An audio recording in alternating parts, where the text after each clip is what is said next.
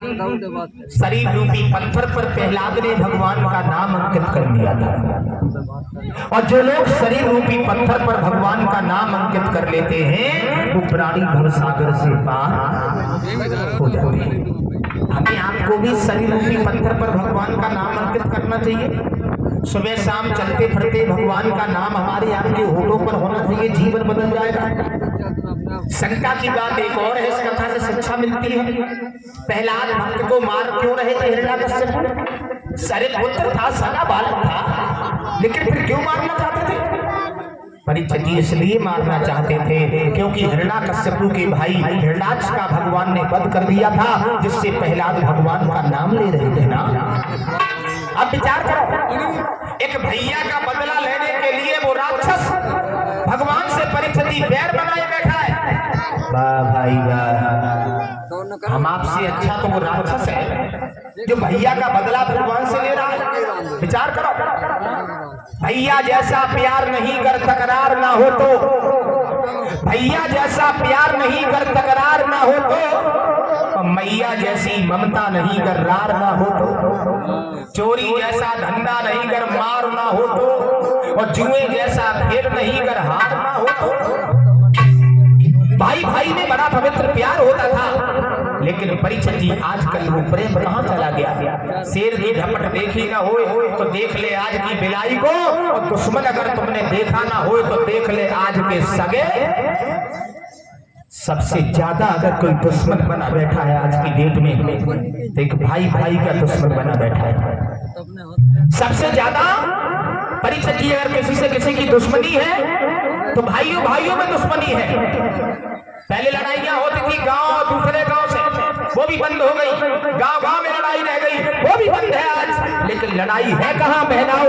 लड़ाई है तो अपने घर में लड़ाई है। भैया भैया से लड़ाई है, भैया भैया से मुकदमा चला रहा है, भैया भैया की बात नहीं सुनना चाहता है। देखिए दोस्तों, यह हमारा आपका अवतार इसलिए हुआ था कि भैया भैया से बैर बना के बैठे, भाई भाई की बात नहीं सुनना चाहता, भाई के ऊपर कोई आपत्ति है, मुसीबत है तो भाई की मदद नहीं करना चाहता। परीक्षित जी कभी कभी सोचता हूं तो आंखों में आंसू भरे आते हैं। विधाता, कहां भैया का अवतार एक भाई की विपत्ति में बंटवारा करने के लिए हुआ था, लेकिन भैया का अवतार एक भाई की संपत्ति तक सीमित रह गया।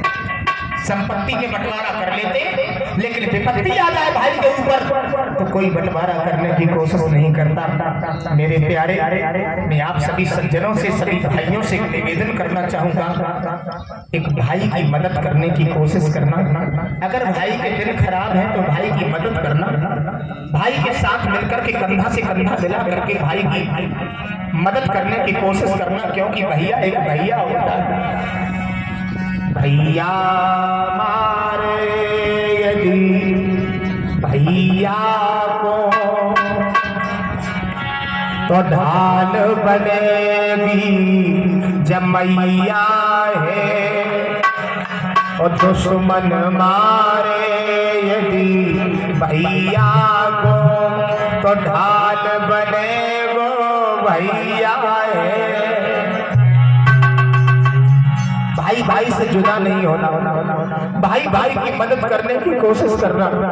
मेरे प्यारे बच्चों, आधी रोटी खा लेना, एक रोटी खा लेना, लेकिन भैया के हिस्सा को खाने की कोशिश नहीं करना। प्यारे, मैं सभी सज्जनों से निवेदन कर रहा हूँ। परीक्षित जी, जिस घर में फूट हो जाती है वो घर बिगड़ जाता है, जिस गांव में फूट हो जाती है वो गांव बिगड़ जाता है। मेरे प्यारे भक्तों, मैं सभी सज्जनों से निवेदन कर रहा हूं, भाई भाई से प्रेम बढ़ाने की कोशिश करना। अगर फूट के बीज भारत न बोता तो इंदिरा के गोली लगाई न होती।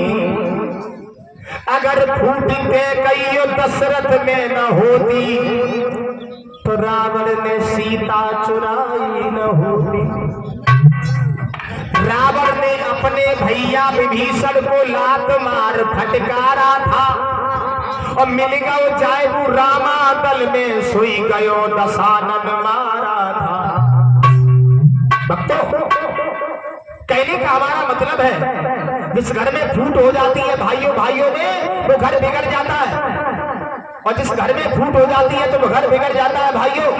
और एक बात और याद रखना, भाई भाई की लड़ाई में अगर पड़ोसी पंचायत करने आ जाए तो समझ लेना वो घर टूटने से कोई बचा नहीं सकता, क्योंकि पड़ोसी कभी नहीं चाहेगा कि तुम भाइयों में एक सुमित हो, एक सलाह हो। किसी पड़ोसी को अपने घर की पंचायत में नहीं बुलाना चाहिए, किसी रिश्तेदार को अपने घर की पंचायत में नहीं बुलाना चाहिए। भाइयों, मैं सभी सज्जनों से निवेदन कर रहा हूं, आप लोग भाइयों से वात्सल्य प्रेम बढ़ाने की कोशिश करें। अपनी माताओं से भी मैं कहूंगा, आपका भी हाथ होता है कि तुम अगर भैया से बोलोगे तो मैं मर जाऊंगी। बहुत सारी माताएं ऐसी हैं, बोले हाँ भैया से बोलोगे तो मैं मर जाऊंगी, भैया को पैसा दोगे तो मैं फांसी लगा दूंगी, मायके चली जाऊंगी, लौट के कभी नहीं जाऊंगी, भैया से रहो, हमसे कोई मतलब थोड़ी ना। वाह भाई वाह। माताओं, राम जी को वनवास हुआ था, लेकिन लक्ष्मण जी भैया के चरणों की सेवा करने को वन में गए थे।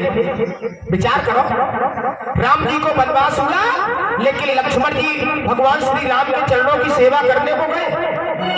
उर्मिला जी ने कहा था कि जाओ प्रभु अपने भैया की सेवा करना, मैं ऐसे जीवन व्यतीत कर लूंगी। माताओं, एक उर्मिला अपने पति को भगवान श्री राम की सेवा करने को भेज सकती है? क्या किसी भाई के ऊपर मुसीबत है तो आप अपने पति को रोकती हो, उनसे बोलना नहीं, उन्हें पैसा नहीं देना?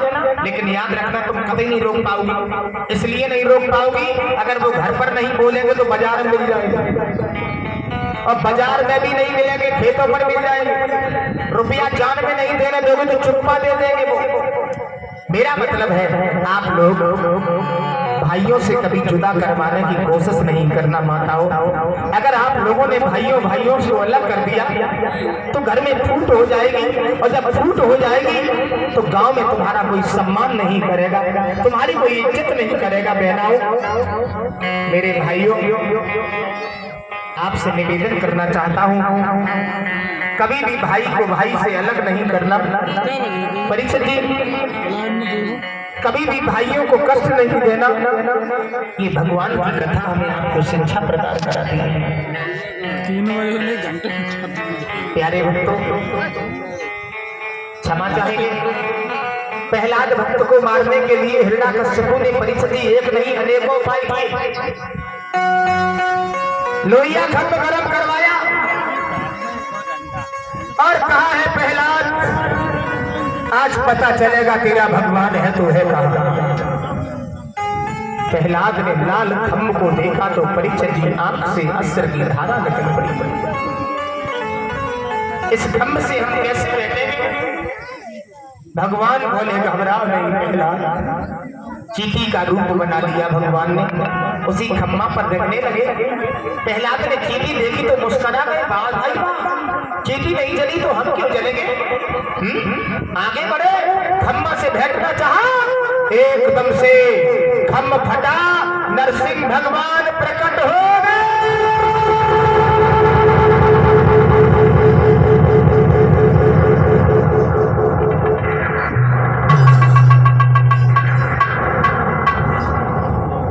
नरसिंह भगवान प्रकट हो गए। राक्षस हिरण्याकश्यपु को भगवान ने गोदी में उठा लिया और न अंदर न बाहर, बीच पैरी पर रख लिया। राक्षस बोला, तुम कौन हो?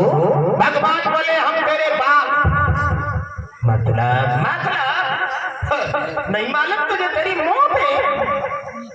राक्षस बोला, क्या तुम्हारी बुद्धि खराब है? भगवान बोले, क्यों? तुम हमें कभी नहीं मार पाओगे। बोले, भाई को नहीं मार पाएंगे? हमने वरदान मांगे हैं। क्या वरदान मांगे? ना हम ऊपर मरे ना नीचे मरे। भगवान बोले, तू ऊपर है? बोले ना। नीचे है? बोले ना। गोदी में है। राक्षस बोला, अभी क्या हुआ? बहुत सारे वरदान है, ना हमने वरदान मांगा, ना हम अंदर मरे ना बाहर मरे। भगवान बोले, तू अंदर है? बोले ना। बाहर है? बोले ना। डेयरी पे है। राक्षस बोला, ये क्या हुआ? बोले, हमें भी नहीं मार पाओगे। भगवान बोले, क्यों? हमने वरदान मांगे, न नर से मरे न पशु से मरे। भगवान बोले हम नर हैं, बोले ना। पशु है, बोले ना। बोले तुम तो दोनों मिक्सर हो, अब तो तेरी मौत है। बोले अभी भी नहीं मार पाओगे। बोले क्यों? बोले हमने वरदान मांगे, न दिन में मरे और न रात में मरे। भगवान बोले दिन है, बोले ना। रात है, बोले ना। संध्या का समय था। संध्या किसे कहते हैं? संध्या कहते हैं दिन और रात के बीच में जो संधि होती है, दिन और रात का जो मिलन होता है, उसे संध्या का समय कहा जाता है। राक्षस बोला तुम्हारी औकात नहीं है मुझे मारने की। भगवान बोले क्यों? बोले हमने वरदान मांगे साल के 12 महीना में हमारी मृत्यु ना हो। भगवान बोले अरे मूर्ख, ये लौन का महीना है, बाकी और क्या देख रहा है? अब तो ये देखना हो देख ले, नहीं तो गया। राक्षस बोला अभी भी नहीं मार पाओगे। बोले क्यों? बोले हमने वरदान मांगा न तेग से मरे न तलवार से। बड़े बड़े नाखून भगवान ने निकाले। अब बताओ, राक्षस बोला मुझे माफ कर दो। बोले कम कहेंगे, माफ करेंगे तुझे। आया दिन भी न रहा और रात भी ना थी, संध्या का समय सुहाए, वह फल हर करके हाथों में भोला की तरह भुला।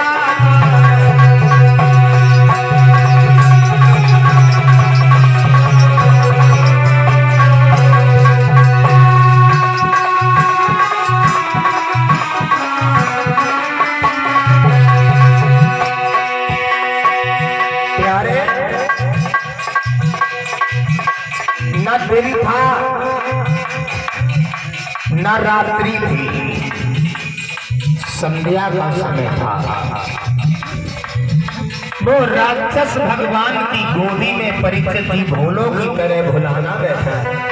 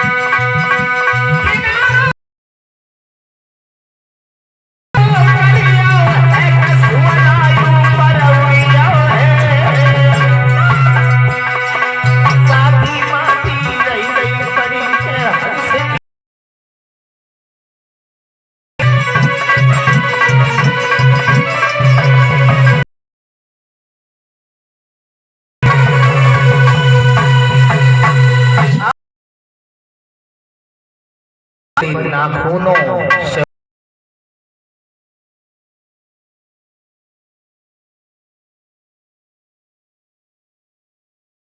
नरसिंह जो थे वो प्रहलाद के पास में आ गए।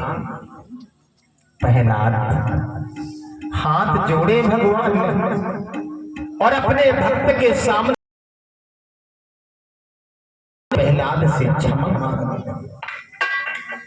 प्रहलाद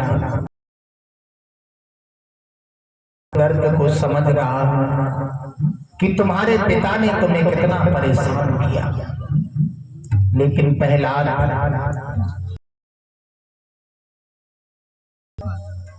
एरिस के राजा बनो और चलते चलते हमसे कुछ वरदान मांगो।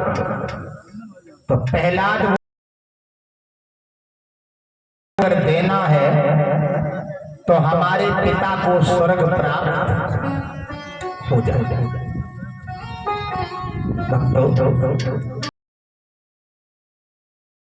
तूने कितना सताया, लेकिन अंत में प्रहलाद ने मांगा है तो क्या मांगा? अपने ही पिता के लिए वरदान प्राप्त हो जाए। बहनाओ, भगवान ने प्रहलाद से कहा, प्रहलाद हमारे हाथों से वो मर जाता है, वो मर तेरे पिता को तो हमेशा परम धाम ही प्राप्त हो जाएगा।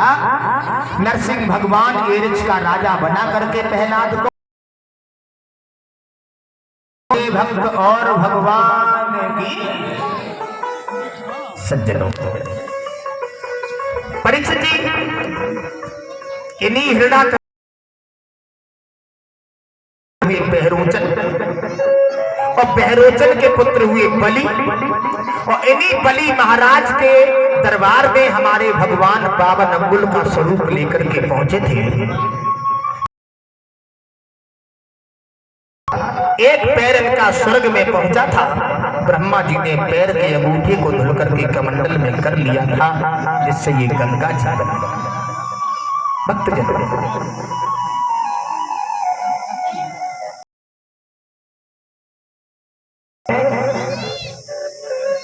कि भगवान बावन अंगुल का स्वरूप लेकर के और बलि के दरवाजे पर क्यों गए?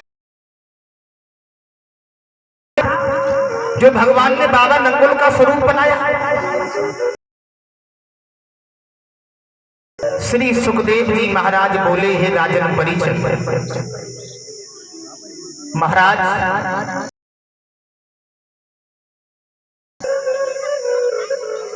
बलि जो था वो परीक्षित जी दान करने में, धर्म करने में बहुत आगे था। बलि के दरवाजे पर जो पहुंच गया वो कभी खाली हाथ लौट के नहीं आया। 99 अश्वमेध यज्ञ पूर्ण कर लिए थे, 100वें यज्ञ की तैयारियां कर रहा था, लेकिन परीक्षित जी तब तक इंद्र की गद्दी जो है वो हिलने लगा। अगर बलि का 100वां यज्ञ पूर्ण हो गया तो हमारा सिंहासन चला जाएगा। से नहीं है, पहले से ही चली जा रही है। पहले कोई देवता जाता था, आजकल भी लोग अपने दुख से दुखी नहीं है, दूसरे के सुख से बहुत दुखी है। किसी ने मेहनत मजदूरी करके जरा मारा जा रहा है। इंसान के ऊपर अमली, ये फलाना इंसान बहुत खराब है, लेकिन एक अंगुली दूसरे की ओर उठाने से पहले अपनी ओर देख लेना। एक अंगुली दूसरे की ओर तब जाएगी जब 3 अंगुली तुम्हारी ओर आएगी, तो उससे 3 गुना तुम स्वयं खराब हो। अपनी ओर देखो। लोगों ने इंसान पर तो अंगुली उठाई थी, लेकिन परीक्षित जी भगवान को भी नहीं छोड़ा। भगवान पर भी अंगुलियां उठने लगी। चले, कलम उठाई, कॉपी उठाई, चल दिए। बोले भैया क्या हुआ? बोले भगवान बहुत बड़ी गलती कर बैठा। बोले कौन? बोले चलो। तो दोनों ने कलम कॉपी उठाई, भगवान की गलती। चलते चलते खेत पे जाके पहुंचे तो वहां सीताफल लगे रहे। एक बोलो भैया क्या हुआ? बोले भगवान बहुत बड़ी गलती कर, पत्ता पत्ता के लेके। बता, छोटे से नार पे और पन्ना के लेके फल लगा दिए भगवान ने। ये तो बहुत गलत किया, इसमें तो छोटा फल होना। आगे बढ़े, आम के वृक्ष के नीचे पहुंचे तो निगाह ऊपर डाली, बोले भैया दूसरी गलती लिखो। बोले कौन सी? बोले कितना विशाल वृक्ष, आम 50-50 ग्राम के। बताओ, भगवान बहुत बड़ी गलती कर पन्ना के लेके, और विशाल वृक्ष पे आम 50-50 ग्राम के। कद्दू का फल आम पर होना चाहिए था, और जो आम को फल कद्दू के नाड़ पर हो चाहिए। तो छाया आती बढ़िया समय आम के वृक्ष के नीचे दोनों लेटे गए। भगवान एक आम टूटो बकी नाक पे गिरो तो बेहोश होएगा। 15 मिनट तक होश ही ना है। थोड़ी देर काट दो। बोले काय कि जो आम गिरो तो बेहोश हो गए, तुम कद्दू लगो हो तो जा पे तो मर जाते ना। तो परीक्षित जी भगवान, हम आप भगवान में गलती निकाल बैठते हैं। तो कहने का हमारा मतलब है परीक्षित जी, जलन की भावना जो है वो पहले से ही चली आई लगी। इंद्र भागता हुआ परीक्षित जी भगवान नारायण के पास में पहुंच गया। भगवान जी क्या हुआ, क्या दिखाई दे रहे हो? इंद्र बोले हमारी गद्दी बचा लीजिए। कौन छीने ले रहा है तुम्हारी गद्दी? अगर वो सोमा यज्ञ पूर्ण हो गया तो हमारी गद्दी गई। भगवान बोले देखो इंद्र, तुम्हारी बहुत गंदी आदत है, नहीं करने देते। कोई तपस्या करे उसे तपस्या भी नहीं करने देते, भागते हुए हमारे पास में चले आते हो। इंद्र बोले भगवान जी, भगवान कहने लगे इंद्र, धर्म के नाम पर जो आगे बढ़ते हैं उन्हें मौत नहीं है। इंद्र एक बात हम तुम्हें बता रहे हैं इंद्र,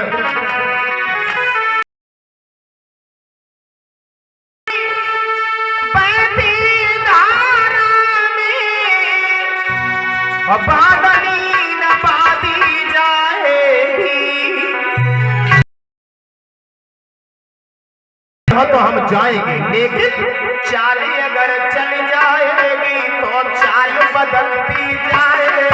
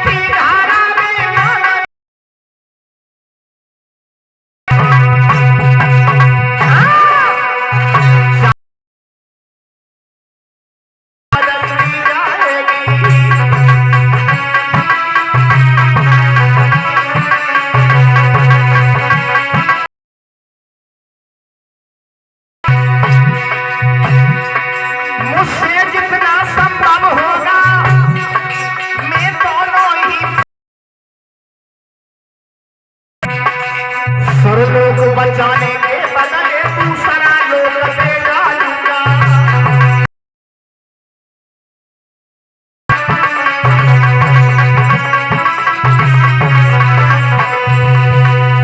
आवाज लगाई है इंद्र,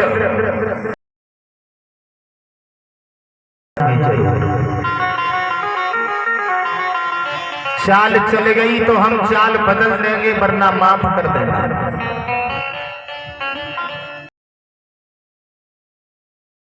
किसी भी तरीके से 201 पत्र मुद्राएं श्रीमान बाबू सिंह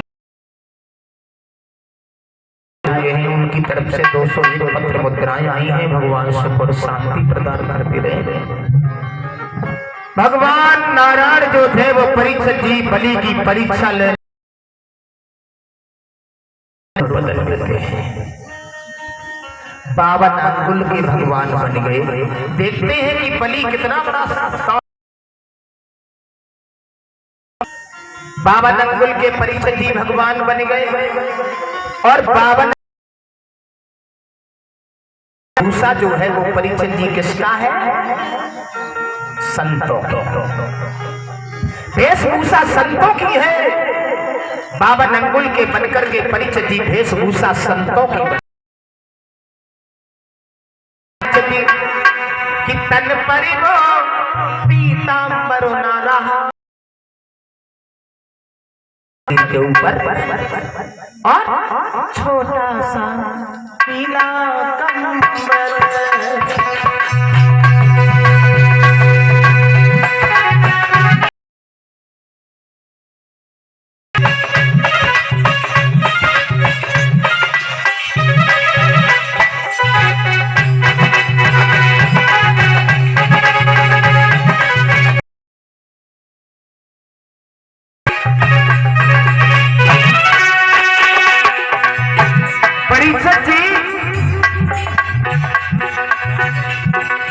भगवान बावन अंगुल के बन गए, उनके शरीर के ऊपर वेशभूषा संतों की है।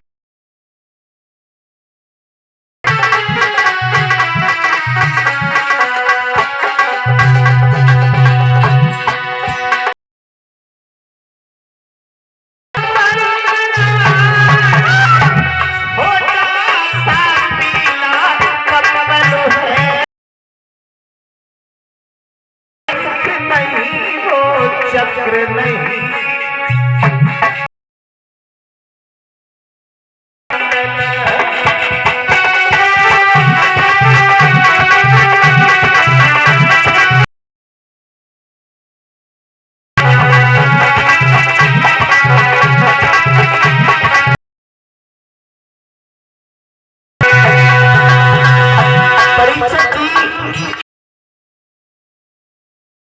के बदले भगवान ने कमंडल उठा लिया। सोचने लगे हम और क्या वेशभूषा है परिचय की।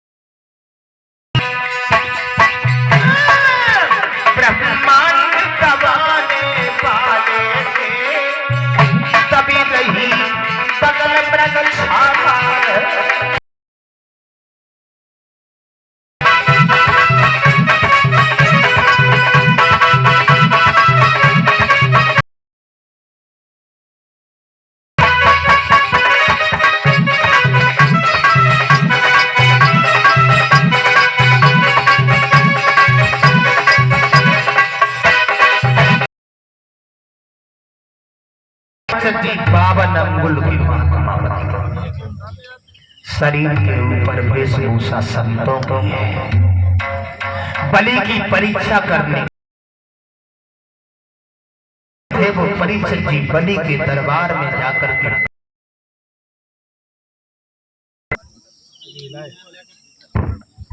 जैसे ही बलि के दरबार में जाकर के प्रकट हुए,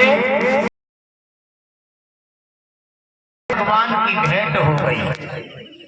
आइए महात्मा जी आइए। पहरेदार बोला महाराज हम आपकी क्या सेवा कर सकते हैं? बावन भगवान बोले हम सेवा तुमसे थोड़ा ही कराने आए हैं। मतलब महाराज से जाकर के कह दो एक महात्मा आए हैं वो आपके हाथ का कुछ दाम चाहते हैं। पहरेदार बोलो हमसे ही कुछ मांग लेते महाराज, हमसे कह गए अबे। बावन भगवान बोले कदाचार चरचर भाव मतंग और शक्कर बूढ़े खाए के लेन चाहते हुए जंग कह रहे हो हम हाथी श्राप देके भस्म कर दूंगा, समझ गया? पहरेदार बोले महाराज श्राप मत दियो हम जा रहे हैं। भागता हुआ बलि के पास में पहुंच गया। बलि क्या हुआ क्या हुआ? अरे हुआ कचुरा महाराज के महात्मा आए। कहाँ चाहते हैं? बड़े क्रोधी महात्मा है। बलि ने सुना महात्मा आए तो परिचिति बलि भागते हुए बावन भगवान के पास में आ गए, चरणों में अपना नमो नमो निरंजनम नमस्कार गुरु देवता वंदनम सर्व साधवा प्राणायाम पारंगता। आज मैं अपने को बड़ा सौभाग्यशाली समझ रहा हूँ तो इतने छोटे महात्मा हमारे दरवाजे पे आए। आप जो महात्मा जी मांगोगे हम वही देंगे। बावन भगवान बोले बलि महात्मा जी तुम्हारा नाम हमें बड़ी दूर से खींच के ले आया, हमने सुना है। बलि बोले आप जैसे संतों की कृपा है, आप जैसे संतों का आशीर्वाद है, आप जो मांगोगे हम वही दे दूंगा। आप दिल खोल थोड़ी ना मांगूंगा क्या? हाँ और कैसे मांगोगे? बोले गुरु की सौगंध खाओ। महात्मा जी हाँ गुरु की सौगंध है। दरवाजा भरो महात्मा जी, दरवाजा भरो।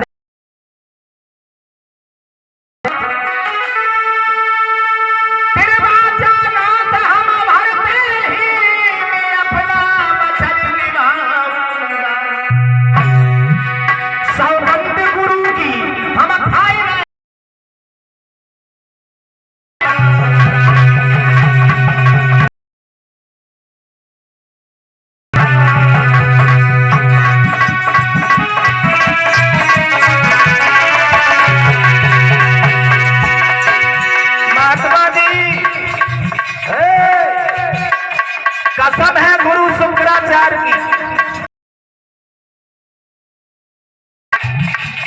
दरवाजा भर रहा हूं और याद रखना महात्मा जी आप जो मांगोगे हम वही दे देंगे। सुना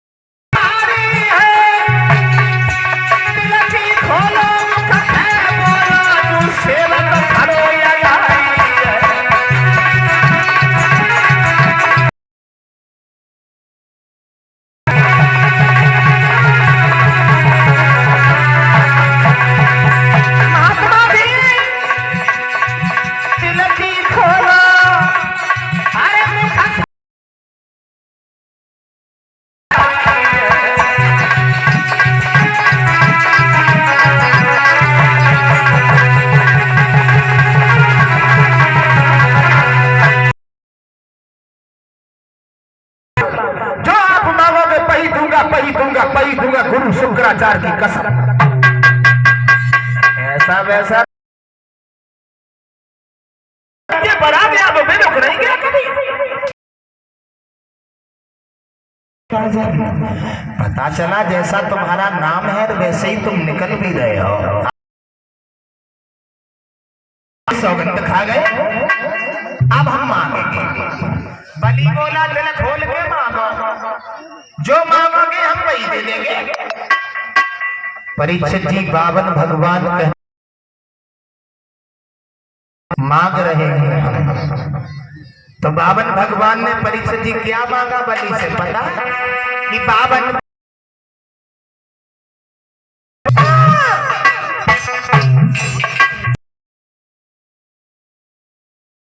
उधर क्या देख रहे हो, उधर देखो।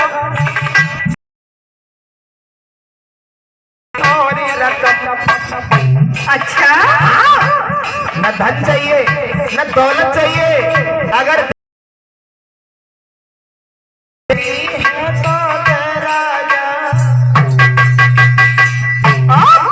यदि तेरी है तो तेरा जा कोई पृथ्वी 3.5 कदम।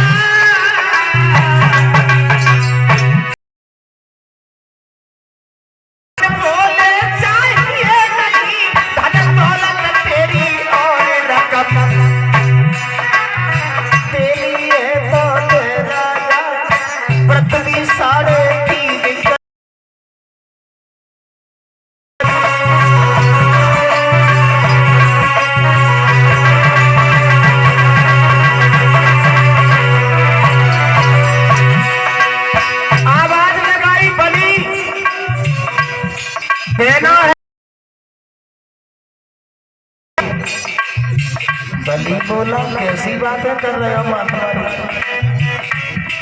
क्यों? 3.5 कदम पृथ्वी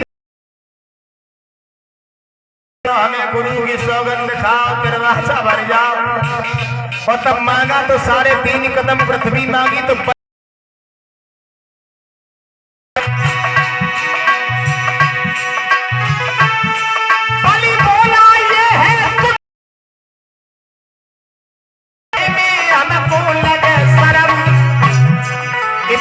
नाटक करवाए मांगी तो पृथ्वी 3.5 कदम।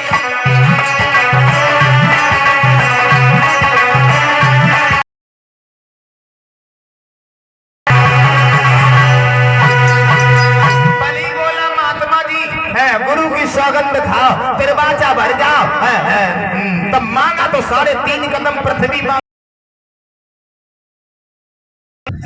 3.5 कदम पृथ्वी पहले ही ऐसे ही मांग लेते तो हम दे देते। बावन भगवान बोले देखो, और जो धन को भूखो फिरे वो साधु है ना। बलि बोले महात्मा जी एक बात कहे, कहो दिल खोल के कहो, तो बातें कहो, एक काय को कहोगे? बलि बोला चाहते हैं सुनो महात्मा जी के, अरे बोला लगी रही कछु और मांग ले सारा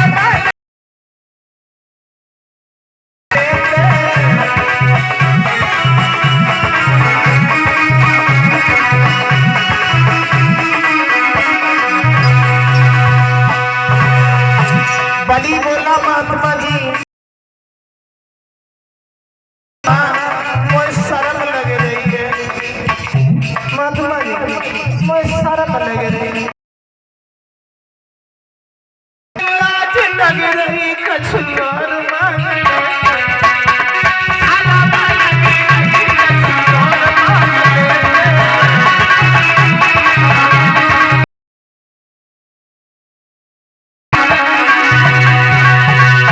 महात्मा जी सोना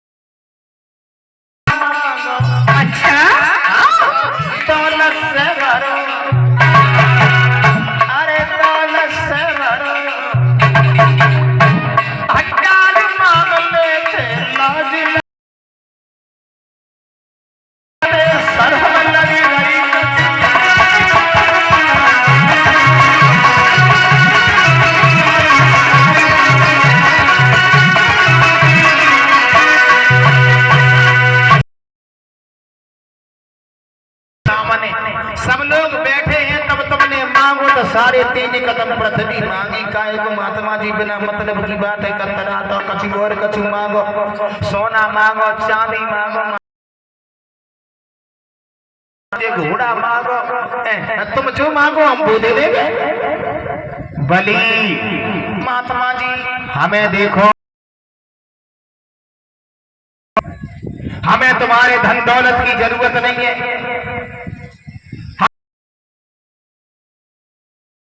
और देना है तो 3.5 कदम पृथ्वी दे दो। बलि बोला 3.5 कदम पृथ्वी में क्या हो जाएगा? महात्मा जी बोले हमारा गुजारा हो जाएगा, छोटे महात्मा हैं। बावन भगवान ने जब इतने शब्द कहे तो बलि बोला ठीक, ऐसे थोड़ी ना, और संकल्प करो। फिर वही बात, अरे हमने कह दिया ना नाप लो।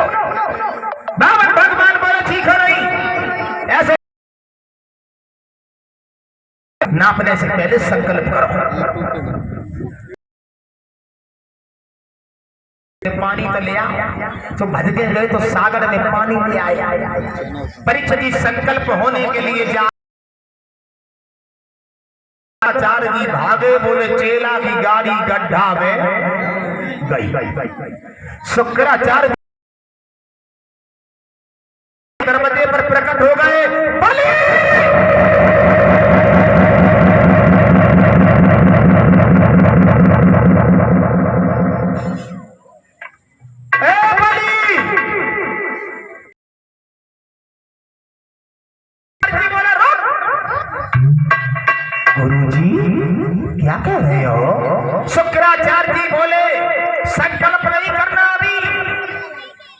नहीं करेंगे? शुक्राचार्य जी बोले एक बात बता। हाँ हाँ पहचान लिया, महात्मा है महात्मा। शुक्राचार्य जी बोले में परमात्मा है, और जरा सी भूल कर गया तो आत्मा खींच लेगा। क्या कह रहे हो? हाँ सही कह रहे हैं।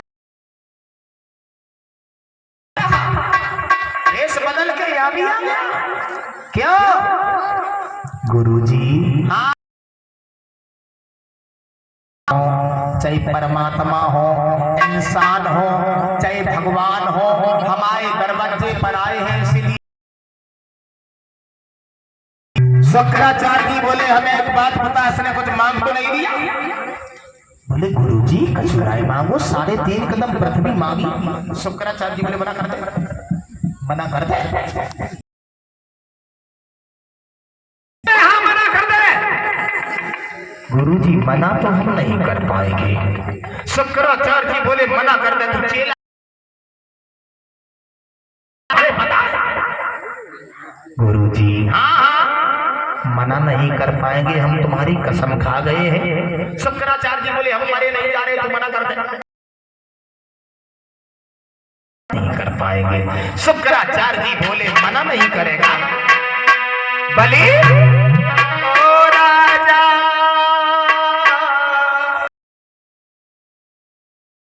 राजा बलि मत करो दान जमीन, राजा बलि मत करो दान जमीन।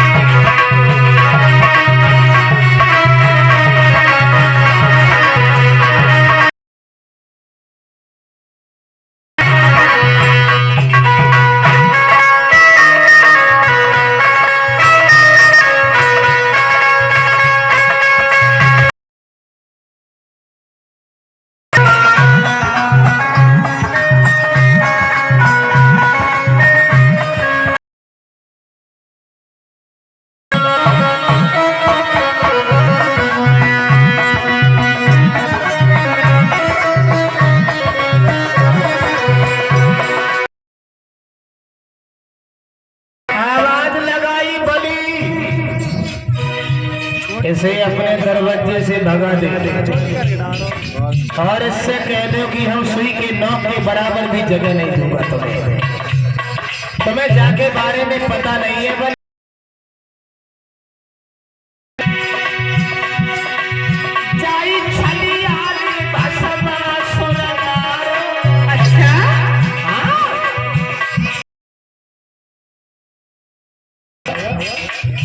जाई छलिया ने भस्मासुर जैसे योद्धा को मार दिया था। सुन रहे हो? जाई छलिया ने भस्मासुर कितना ताकतवर था।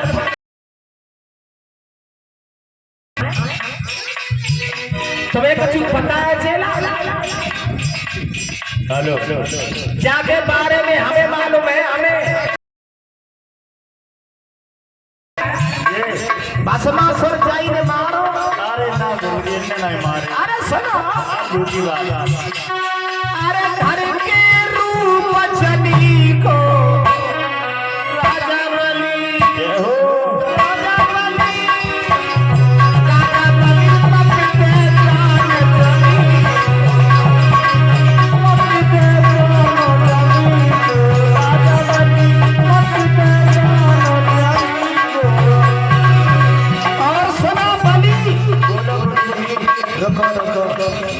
जाके बारे में तो हमें पता है, तुम्हारे पप्पा को जेल मारो है तो मेरे पप्पा ये देखे। अब रुको पूरी बात सुनो। अरे सुनो ये बहुत बड़ा छलिया है। जाई छलिया ने हृदय को सखो मारो।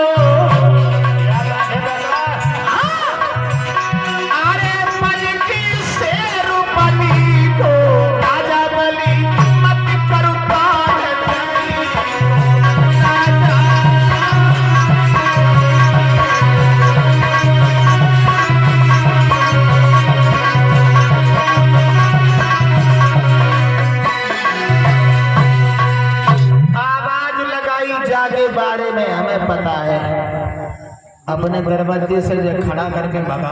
गुरु जी भगा तो नहीं सकते। देखो चेला मान जाओ। नहीं मानेंगे गुरु। नहीं मानोगे तो तुम रोओगे। हमने तुम्हारी, अरे हम मर नहीं जा रहे, भगाओ इसको।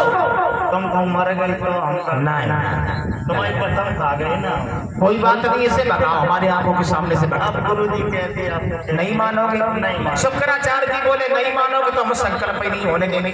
देखिए कैसे दान हो जाए पूरा। परीक्षित जी संकल्प होने के लिए चला और जैसे ही पानी छोड़ने के लिए बलि चले और वैसे ही शुक्राचार्य जी छोटो सा रूप बना के भाई टोटी में घुस गए। वाह भाई वाह, जल ही नहीं निकलने देंगे। कैसे संकल्प हो जाए और जैसे ही परीक्षित जी जल छोड़ा गया तो जल निकला ही नहीं। भगवान बोले क्यों महात्मा जी जल क्यों नहीं निकल रहा, भर के नहीं लाए क्या? बोले महात्मा जी हम पूरा सागर भर के लाए। फिर क्या हुआ? भगवान बोले ये पात्र मुझे दे दो। भगवान ने पात्र अपने रूप में दे दिया। भगवान ने देखा शुक्राचार्य जी घुसे बैठे हैं। बोले तुम बैठो, हम तुम्हारा इंतजाम कर रहे हैं, कर रहे हैं। भगवान ने क्या किया? परीक्षित जी एक कुश्ती नोक दी। अरे लीला में लीला धर में भी और लीला की साथ जोड़ डाली। कुश की नोक चलाए करके झट पाई आंख फोड़ डाली।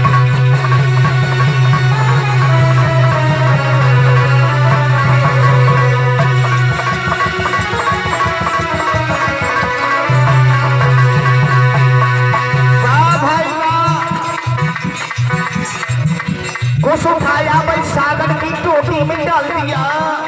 एक आंख बंद हो गई। वाह भाई वाह, कोई ले तो हटो, कोई ले तो हटो। आहा, कोई दान करे, कोई दान ले। उन्हें ले लिया थोड़ा, कोई दान करे, कोई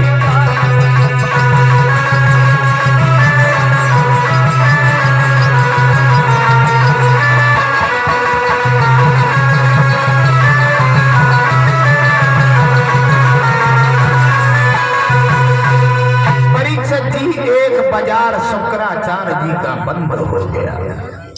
शुक्राचार्य जी वही सागर से निकले और भाग गए। बोले तुम मरो चेला, अब हम कभी नहीं आएंगे। परीक्षित जी चल निकला, संकल्प पूरा हुआ। कहा बलि अब नापे? बोले नापो महात्मा जी। एक बात और बताए। बोले का? हमारे पास में बड़े बड़े राक्षस हैं, उनसे नब्बा देंगे जगह ज्यादा मिल जाएगी। भगवान बोले नहीं चाहिए, तुम्हारी राक्षसों से नब्बाने वाली जगह हम तो स्वयं ही नाप लेंगे। भक्तजनों उसी समय आज भगवान स्वयं नापने लगे। वाह भाई वाह, परीक्षित जी कैसी लीला थी भगवान। उस विश्व रूप की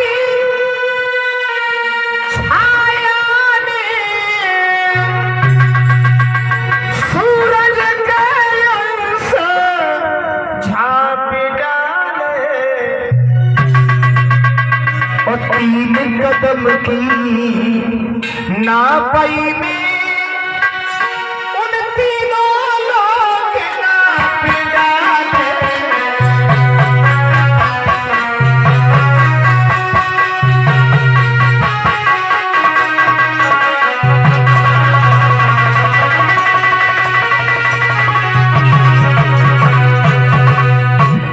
तीन कदम में तीनों लोगों को नाप लिया। भगवान बोले बलि अरे बोले आका खत्म हुआ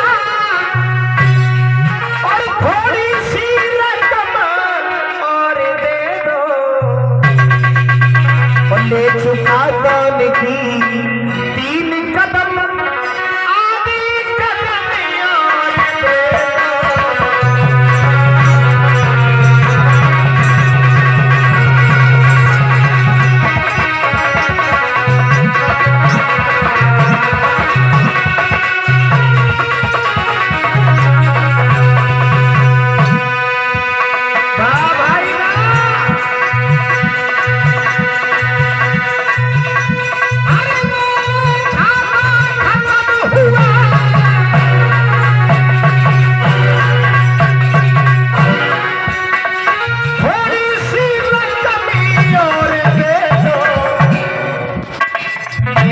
का जाने की, तीन कदम आधी कदम और दे दो।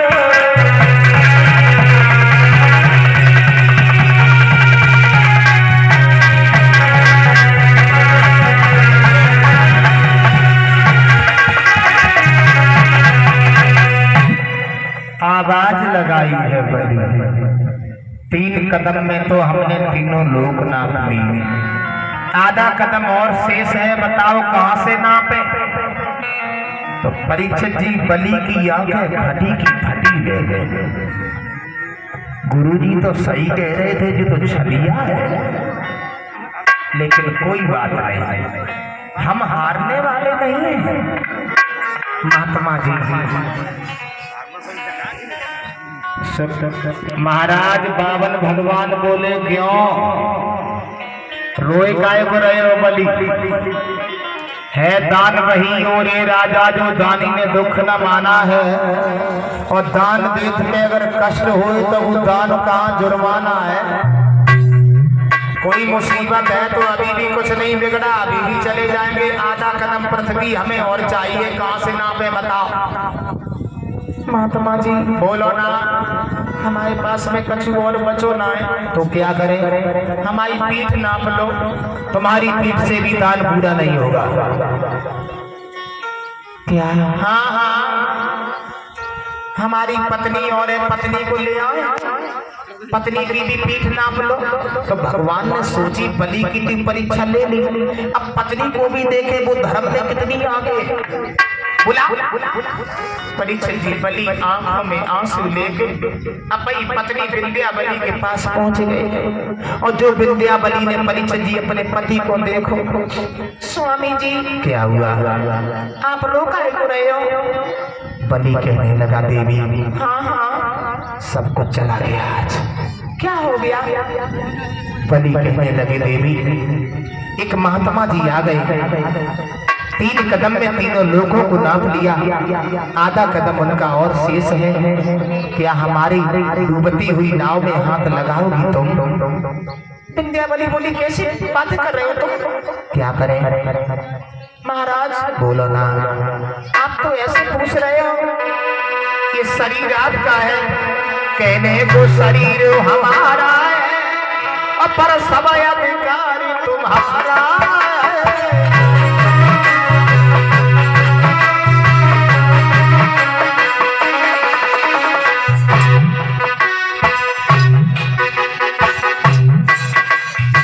विंध्याबली बोली, महाराज कहने को शरीर हमारा है, लेकिन अधिकार आपका है। भाई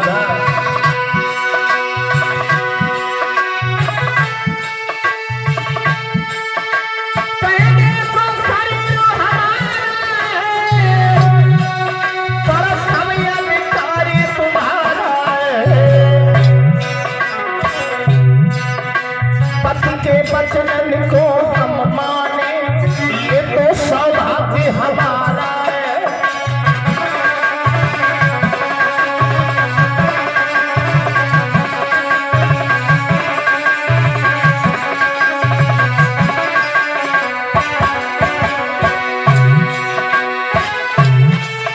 इस पल पे है ये विचार तुम्हें, चाहे जो दशा बना दीजिए, का बड़ी बात टुकड़ा टुकड़ा करवाए दीजिए।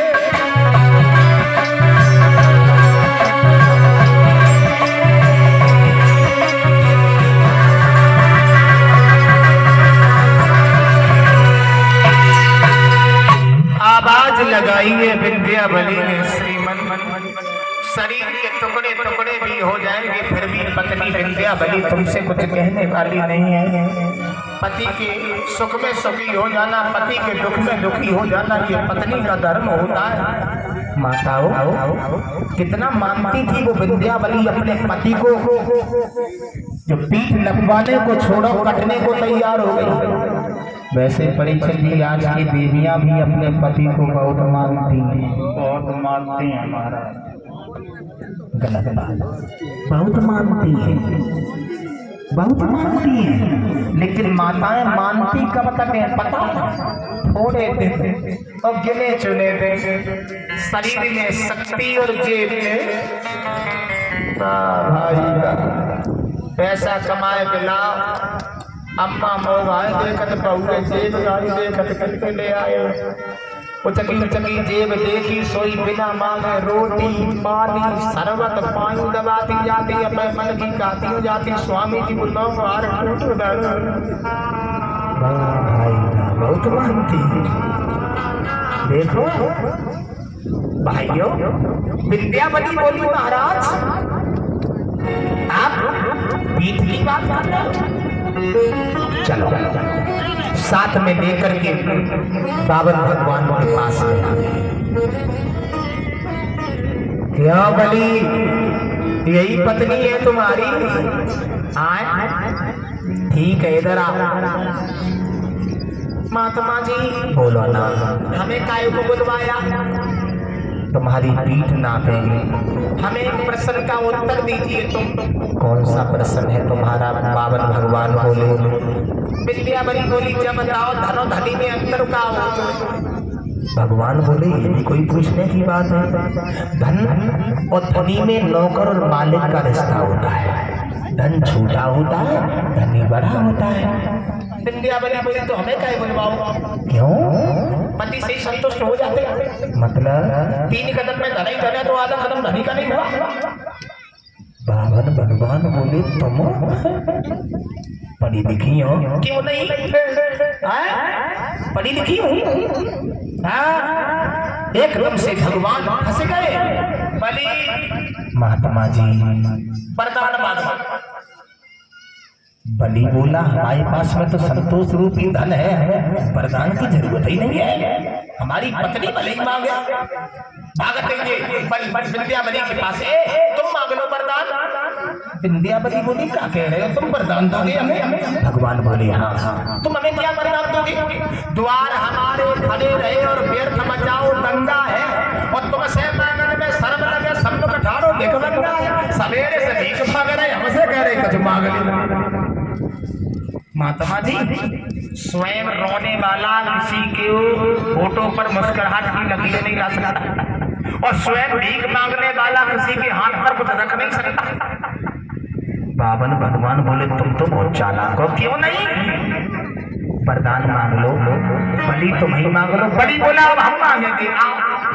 जब तुम हमें परेशान कर सकते हो तो हम तुम्हें नहीं करेंगे। भगवान जी हमें कुछ नहीं चाहिए, अगर देना है तो एक वरदान दो, 52 दरवाजे का मेरा महल बने, और जिधर मेरी निगाह जाए उस दरवाजे पर आप ही पहरेदारी करो। कैसी रही? 52 भगवान भागना चाहे लेकिन फंस गए। कहाँ जाए?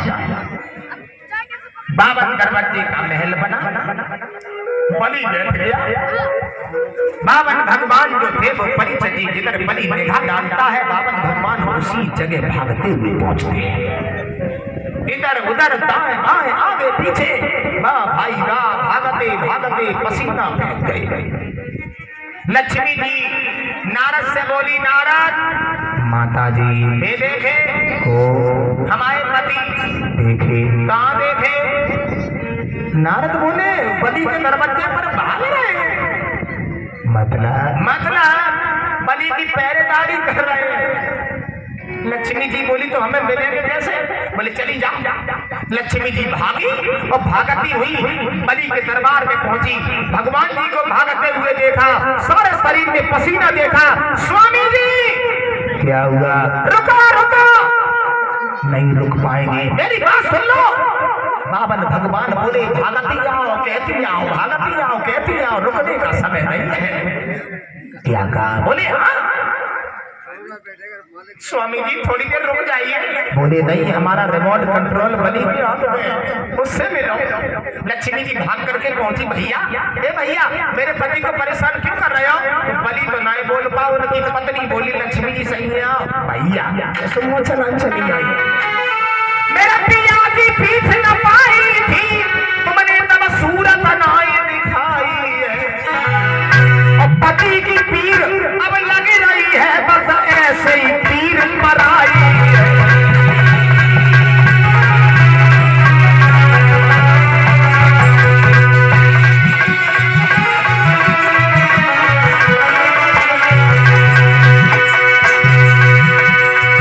विद्या बड़ी बोली भैया,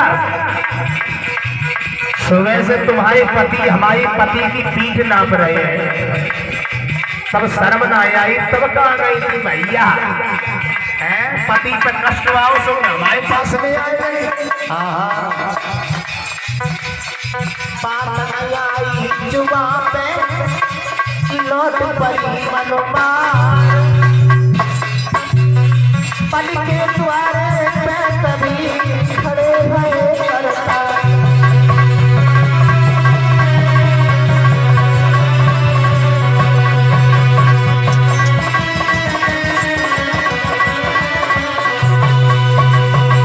आवाज लगाई भैया तो लक्ष्मी जी ने परीक्षा जी रक्षा सूत्र लो बलि की कलाई पर बांधा। बलि बोला कुछ मांग दीजिए, लक्ष्मी जी बोली अपना पहरेदार मुझे दे दो। लक्ष्मी जी ने भगवान नारायण को मांग लिया, हाथ पकड़ा लक्ष्मी जी ने और लेके चली। बोले तुम्हें बुद्धि नहीं है, वरदान देते समय शरीर का भी ध्यान नहीं रखते हो। बावन भगवान बोले लक्ष्मी तुम गलत आ गए। बोले क्यों? भक्तों के पीछे हम सर्वस्व न्यौछावर कर देते हैं। लक्ष्मी सुनिए कि भगतन ने हर नाना बात न चाहे, भगतन ने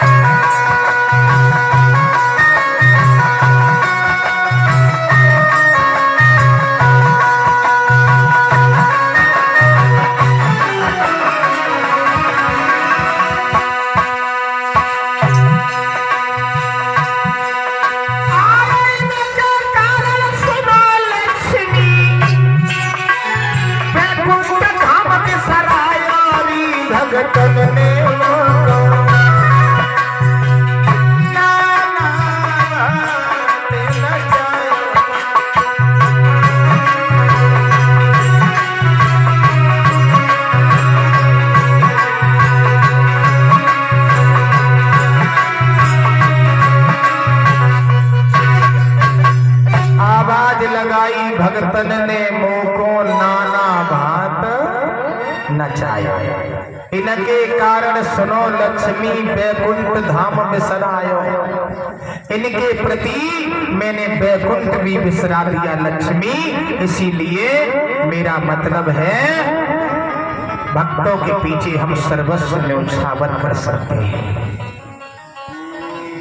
भाइयों जरा गौर करें, पातालपुरी का राजा बनाया और राजा बना करके भगवान वहां से अंतर ध्यान हो जाते हैं। ताली बजाओगे सब लोग, एक भगवान का कीर्तन बोलते हैं, आगे भगवान की कथा सभी भक्त श्रवण करेंगे।